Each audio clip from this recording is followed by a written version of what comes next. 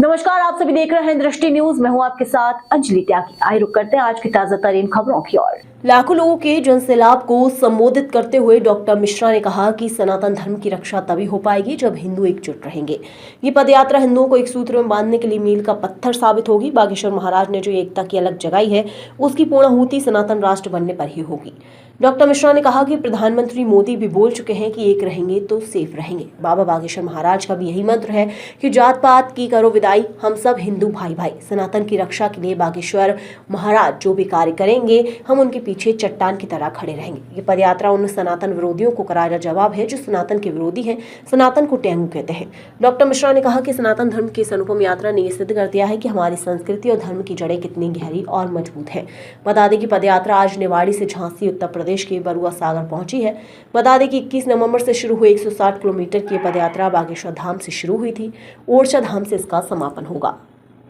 बागेश्वर महाराज की, बागेश्वर धाम की जय जय श्री राम।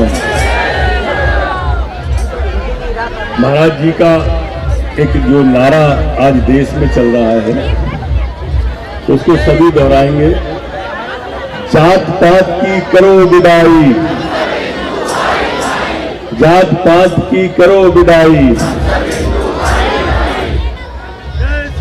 पहले राष्ट्र, बाद में कास्ट।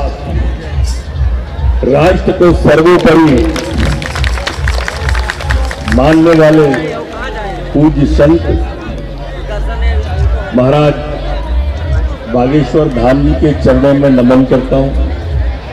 और उनके कारण से इतने सारे संतों को दर्शन का सौभाग्य प्राप्त हुआ है। आप सब इस पुनीत काम में हिस्सा ले रहे हैं। ये जो महाराज ने बीड़ा उठाया है, यात्रा जरूर आज आपके निवाड़ी में है, पर पूरे देश के अंदर इस यात्रा की गूंज है। इन संत की गूंज पूरे देश के अंदर है। Social media, electronic media, print media भरा पड़ा है। पर मैं तो आह्वान भी करूंगा, कि इस यात्रा में भाग होके अपने पुण्य का योगदान करें, जिससे इतिहास याद रखें और आप अपने बच्चों को बता सकें कि महाराज ने जो जन जागरण शुरू किया था सनातन धर्म के लिए, उसमें आपने भी एक आहुति डाली थी। आप भी 4 कदम चले थे, 400 कदम चले थे, 4000 कदम। इतिहास में नाम लिखाने के लिए है ये यात्रा, क्योंकि ये जो आग, ये जो ज्वाला, ये जो दीपक महाराज ने प्रज्वलित किया है ना सनातन का, ये ऐसे ही नहीं थमने वाला है। ये इसकी पूर्णाहुति सनातन राष्ट्र बनके ही होगी, आप ये तय मान के चलिए। क्योंकि दीपक हमेशा दूसरों के लिए जलता है, दूसरों से नहीं जलता। दीपक हमेशा दूसरों के लिए जलता है, दूसरों से नहीं जलता। ऐसे ही महाराज जी भी आज सनातन के लिए काम कर रहे हैं, अपने लिए कुछ काम नहीं कर रहे। ऐसे अद्भुत संत आप सबके बीच में बैठे हैं। कहते हैं कि सदा दिवाली संत की और 12 मास बसंत। महाराज बस यही है, हाँ, जिसकी मस्ती जिंदा है उसकी हस्ती जिंदा है, वरना सब जबरदस्ती जिंदा है।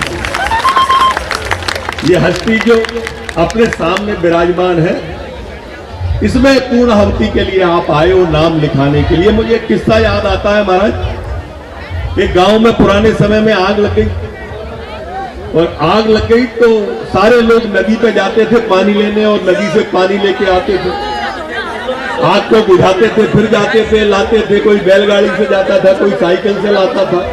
एक छोटी सी चिड़िया भी जाती थी नदी पे, और नदी से चोंच में पानी भर के लाती थी। बार बार जाती थी, आती थी, चोंच का पानी आग पे डालती थी। तो एक कौवा बैठा हुआ देख रहा था उस चिड़िया, तो उसने उस चिड़िया से कहा, अरे बावली चिड़िया, तेरी चोंच के पानी से ये गांव की आग बुझ जाएगी?